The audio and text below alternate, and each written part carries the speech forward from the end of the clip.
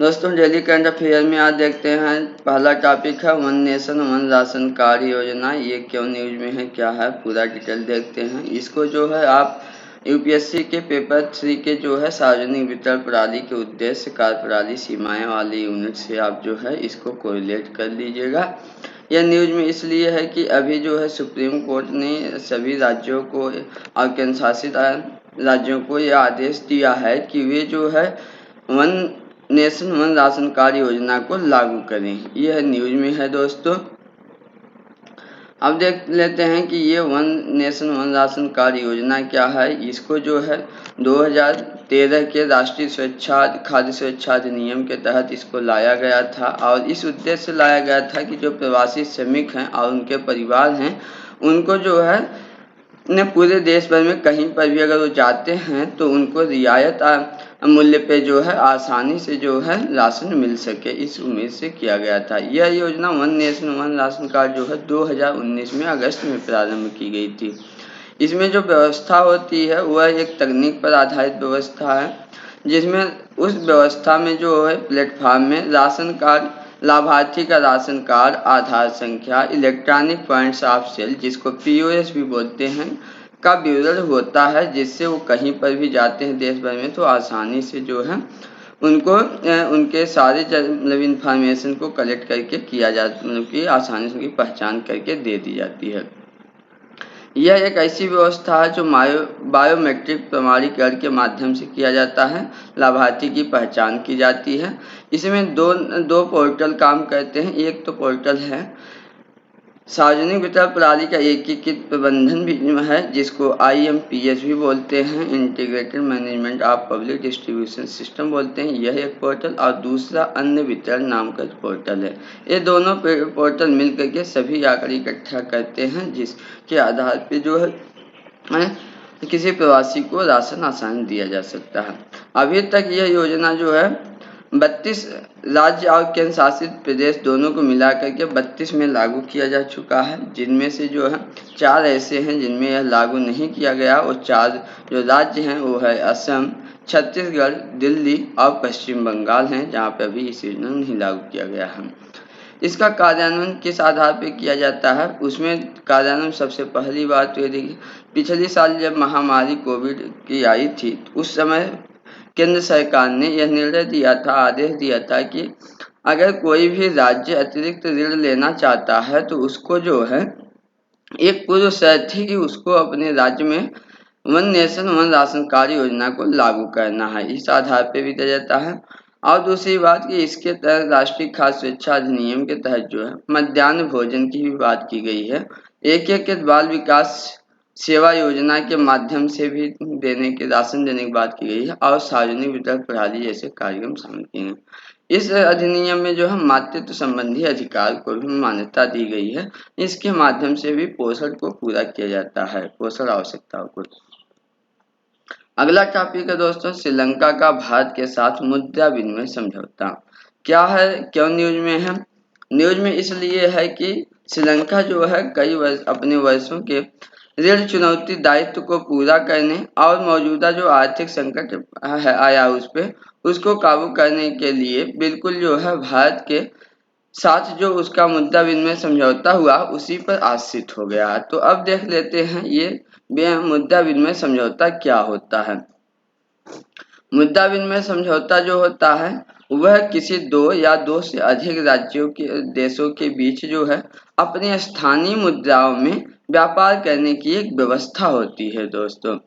इस व्यवस्था के तहत उन देशों को ये जरूरी नहीं है कि किसी तीसरे देश या जैसे सामान्यतः वैश्विक स्तर पे अमेरिकी डॉलर प्रचलित है उसमें जो है एक्सचेंज या विनिमय करवाने की जरूरत नहीं होती है, वो अपनी स्थानीय मुद्राओं में ही व्यापार कर सकते हैं।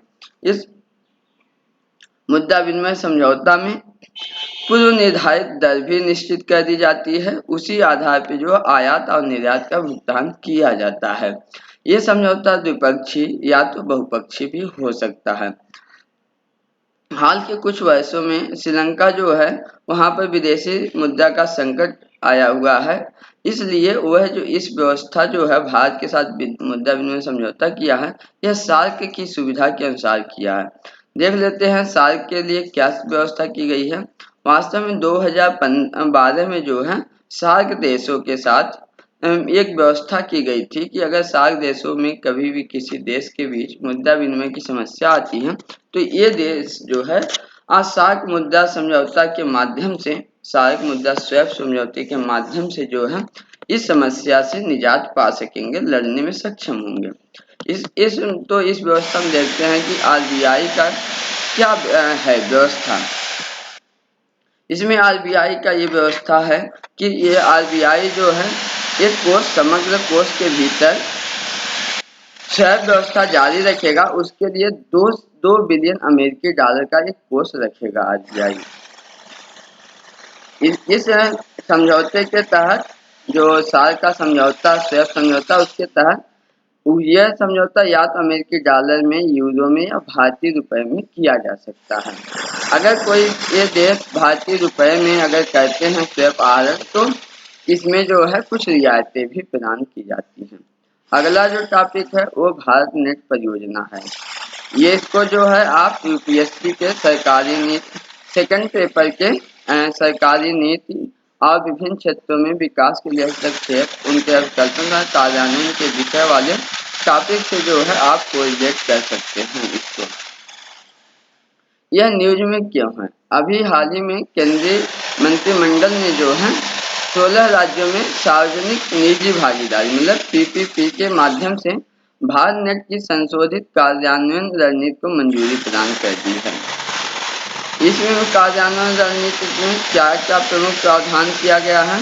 इसमें प्रमुख प्रावधान ये किया गया है कि अगर इस परियोजना के लिए व्यवहार्यता अंतर निधि, जिसको वायबिलिटी गैप फंडिंग बोलते हैं, इसके लिए जो है 14,041 करोड़ रुपए दिए जाएंगे। वायबिलिटी गैप फंडिंग क्या होती है? वायबिलिटी गैप फंडिंग एक ऐसी व्यवस्था है कि जिसमें कोई अगर परियोजना है जिसका सोशल लाभ ज़्यादा है बजाय की आर्थिक लाभ, मतलब इसका मतलब ये हुआ कि मान लीजिए कोई ऐसा पुल है, उसको अगर गांव के क्षेत्र में जोड़ना है तो वहां पर लोगों की भलाई के लिए वो तो फायदा करेगा, लेकिन उससे लोगों की कमाई नहीं होगी, सरकार की कमाई नहीं होगी कि उससे टोल टैक्स मिल जाएगा, है ना। तो इस तरह में उस परियोजना का पैसा कैसे वापस होगा? तो उसके लिए जो सरकार व्यवस्था करती है कि सामाजिक रूप से लोगों के हित के लिए तो जरूरी है, इस व्यवस्था को वायबिलिटी गैप फंडिंग कहते हैं। तो इसके वायबिलिटी गैप फंडिंग के लिए 19,041 करोड़ रुपए दिए जाएंगे। ये एक मतलब प्रावधान किया गया है। ये भी प्रावधान किया गया है कि अब इस भारत नेट परियोजना को जो है ग्राम पंचायत से जो अलग कुछ गांव बसे हुए हैं, बहुत ही सुदूर क्षेत्रों में बसे हुए हैं, उन सभी गांवों से इसका विस्तार किया जाएगा। और भी प्रावधान किया गया है कि इसके रियायत साथ इसका निर्माण, मतलब भारत नेट का निर्माण, उन्नयन, संचालन, रख रखाव और उपयोग के लिए जो है लोग जो जिस संस्था का चयन किया जाएगा उसको जो है प्रतिस्पर्धी अंतर्राष्ट्रीय बोली के आधार पर किया जाएगा। तो इस जो है संशोधन से या इस कार्यान्वयन रणनीति से क्या इसका क्या महत्व होगा? इसका पहला महत्व ये होगा कि अगर पीपीपी मॉडल लगाया जाता है, मतलब निजी सार्वजनिक भागीदारी को लागू किया जाता है, तो इससे क्या होगा? निजी क्षेत्र की जो दक्षता होती है उसका लाभ मिलेगा, रख रखाव, संचालन, उपयोग, राजस्व सृजन अच्छा होगा और भी चीज होगी। तो ये भारत नेट जो परियोजना है इस सेवा में तेजी आएगी, ये फायदा होगा। और फायदा क्या होगा? सभी गांवों तक जो है विश्वसनीय, गुणवत्तापूर्ण, उच्च गति वाला ब्रॉडबैंड के साथ भारत नेट की पहुंच का विस्तार होगा। ई सेवाओं की बेहतर पहुंच भी होगी। इससे और क्या लाभ होगा, महत्व होगा? ऑनलाइन शिक्षा, टेलीमेडिसिन, कौशल विकास, ई कॉमर्स और ब्रॉडबैंड के अन्य प्रयोग को भी सक्षम मतलब करेगी परियोजना। देख लेते हैं भारत नेट परियोजना क्या है।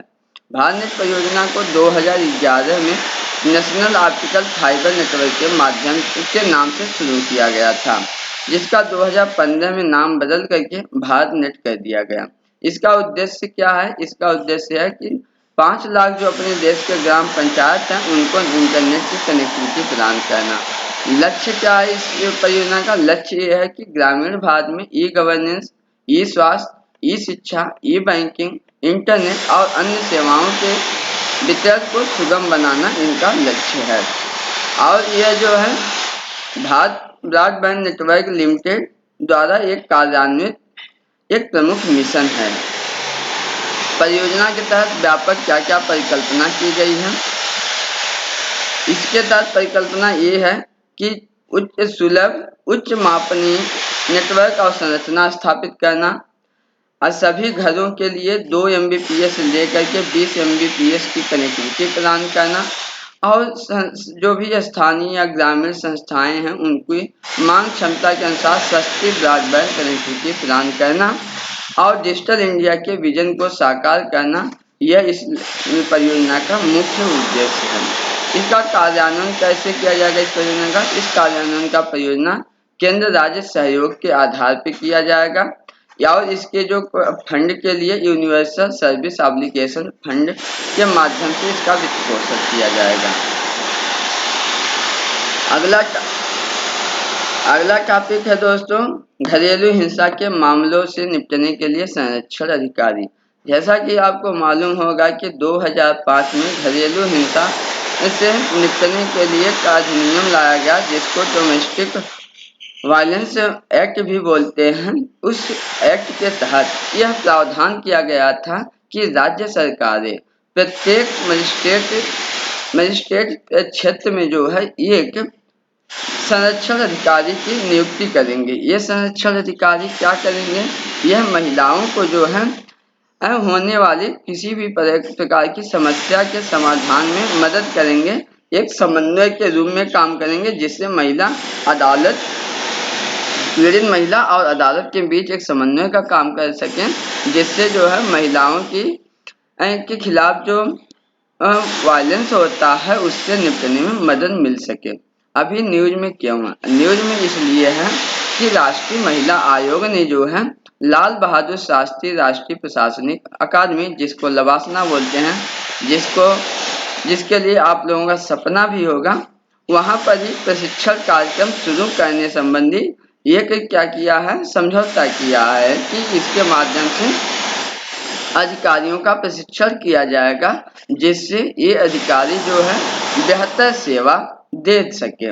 इसमें क्या क्या? पुलिस, कानूनी सहायता, स्वास्थ्य प्रणाली, सेवा प्रदाता, आश्रय सेवा और one stop centre. One stop centre एक ऐसी व्यवस्था है जिसको सखी नाम से भी जानते हैं, जहां पर महिलाएं या कोई भी लड़की भी जिसकी एज मतलब वो महिला जाति की होनी चाहिए, अगर है उसको किसी भी तरह की समस्या है, चाहे शारीरिक हो, मानसिक हो, फिजिकल हो, वायलेंस से समस्या हो, वायलेंस मतलब प्रताड़ित किया जा रहा हो, घरेलू हिंसा हो, बाहरी हिंसा हो, कार्य क्षेत्र पर यौन शोषण हो, किसी भी प्रकार की समस्या है तो वो महिला जो है वन स्टॉप सेंटर अर्थात सखी सेंटर पे जाकर के संपर्क कर सकती हैं और उनका जो है हर प्रकार से मदद की जाती है या मदद करने की कोशिश की जाती है।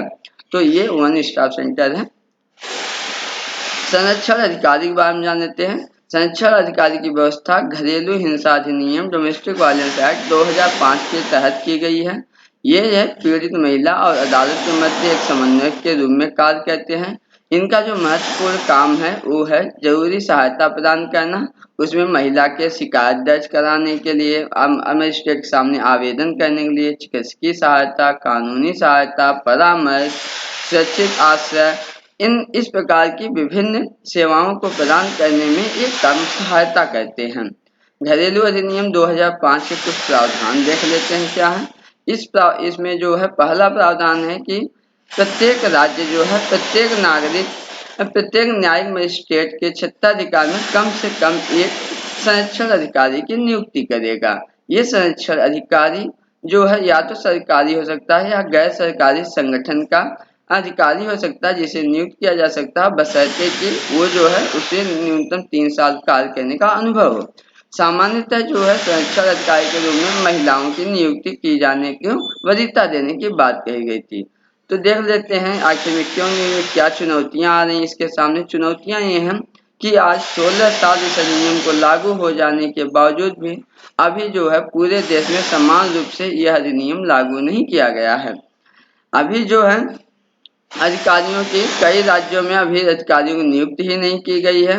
जहाँ पर की गई है तो वो भी अलग अलग राज्यों में अलग अलग संख्या, अलग अलग प्रकार, अलग अलग स्तर के अधिकारियों की नियुक्ति की गई है। और भी जो समस्या है वह जो है अतिरिक्त कुछ ऐसे राज्य हैं उनको अतिरिक्त मतलब अधिकारियों को अतिरिक्त कार्यभार सौंप दिया गया है, और उनके बहुत तो ऐसे हैं कि उनको खुद प्रावधानों के बारे में भी उन अधिकारियों को नहीं पता है। और तीसरा जो अगली चुनौती है उसमें है कि लोगों या नागरिकों को भी इस प्रक्रिया के बारे में कोई जानकारी ही नहीं है कि कोई संरक्षण अधिकारी भी होते हैं जो महिलाओं को मदद कर सकते हैं। ये सब चुनौतियां हैं, इसको समाधान करने की जरूरत है। अगला जो टॉपिक है वो संयुक्त राष्ट्र अभियान से संबंधित है। ये संयुक्त राष्ट्र शांति अभियान, इसको जो है आप यूपीएससी के जीएस पेपर 2 के महत्वपूर्ण अंतर्राष्ट्रीय संस्थाएं, मंच और उनकी संरचना अधिदेश वाले यूनिट से जो है आप कोरिलेट कर सकते हैं। न्यूज में एक क्या है, प्रत्येक 1 जुलाई को जो है इसका बजट से मतलब संयुक्त राष्ट्र शांति अभियान के लिए के पूर्ति के लिए एक बजट सत्र शुरुआत होती है। वो हर साल 1 जुलाई से शुरू हो जाती है। लेकिन न्यूज में क्या है, इसलिए न्यूज में है कि अभी जो है 1 जुलाई के बाद आज 2-3 दिन हो गए, लेकिन अभी तक जो है इस पे जो है इस शांति सुरक्षा बजट पे कोई सहमति नहीं हो पाई है। सहमति क्यों नहीं हो पाई है?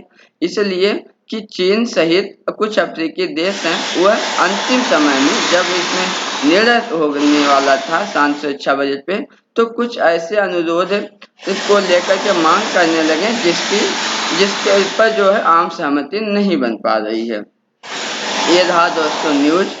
अब देख लेते हैं ये शांति सुरक्षा अभियान का वित्त पोषण कैसे किए जाते हैं। हालांकि जो है शांति सुरक्षा के लिए जो भी शुरुआत करने की बात हो या जारी रखने की बात हो या विस्तार करने की बात हो, यह निर्णय सुरक्षा परिषद द्वारा लिए जाते हैं। लेकिन इन अभियानों का जो वित्त पोषण किया जाता है वह वित्त पोषण संयुक्त राष्ट्र के सभी देश मतलब 193 देशों की सामूहिक जिम्मेदारी है। यह बात जो है संयुक्त राष्ट्र चार्टर के अनुच्छेद 17 के तहत यह अनिवार्य है, कानूनी रूप से अनिवार्य या कानूनी रूप से बाध्य कोई प्रावधान है तो यह प्रावधान है कि सभी सदस्य देशों को वित्त पोषण करना होगा इस अभियान के तहत। 2020-22 में देख लेते हैं सबसे ज्यादा वित्त पोषण करने वाले कुछ देश। तो सबसे प्रथम स्थान पे था संयुक्त राज्य अमेरिका जिसने 27% पूरे बजट का कंट्रीब्यूशन किया। दूसरे स्थान पे था चीन जो सब 15.21% पूरे बजट का मतलब कि कंट्रीब्यूशन किया। तीसरा स्थान पे है जापान, चौथे पे है जर्मनी और 5वें पे है यूनाइटेड किंगडम। ये 5 देश जो हैं सबसे ज्यादा इस बजट के लिए कंट्रीब्यूशन करते हैं। अभी क्या मामला है? अभी का मामला में कुछ देख लेने संबंधित कुछ मामलों में देख लेते हैं कि इसका जो वैश्विक शांति अभियान का सालाना बजट होता है वो $6.5 बिलियन के बराबर होता है। इसका जो वित्तीय वर्ष है वह 1 जुलाई से शुरू हो जाता है और 30 जून तक चलता है। अभी तक पूरे विश्व भर में 20 शांति अभियान जारी हैं जिसमें लगभग 1 लाख शांति सैनिक कार्य कर रहे हैं। इन्हें ब्लू हेलमेट भी कहा जाता है क्योंकि ये सामान्यतः ब्लू हेलमेट लगाए होते हैं। अभी शांति अभियान क्या है? शांति अभियान जो है किसी भी देश में होने वाले आंतरिक विद्रोह तथा हिंसा को रोकने के लिए उस देश के सहयोग से समर्थन परामर्श से जो है शांति स्थापित करने के लिए संयुक्त राष्ट्र के सैनिक वहां पर जाते हैं और मानवीय मदद करते हैं। ये बात ध्यान के मानवीय मदद करते हैं, वो युद्ध नहीं वहां करते हैं, ऐसा कुछ नहीं। ये जो है संयुक्त राष्ट्र के शांति अभियान संयुक्त राष्ट्र के डिपार्टमेंट ऑफ पीस ऑर्गेनाइजेशन और डिपार्टमेंट ऑफ ऑपरेशनल सपोर्ट का एक संयुक्त प्रयास है। तो दोस्तों इस प्रकार आज का ये हमारा डेली करंट अफेयर रहा। थोड़ी बीच बीच में आवाजें भी आती रही क्योंकि बाहर जो सड़क का काम चल रहा है, इसलिए दोस्तों थोड़ी बीच में दिक्कत हो सकती है आपको और थोड़ा आज लेट भी हो गया, इसके लिए क्षमा चाहते हैं दोस्तों।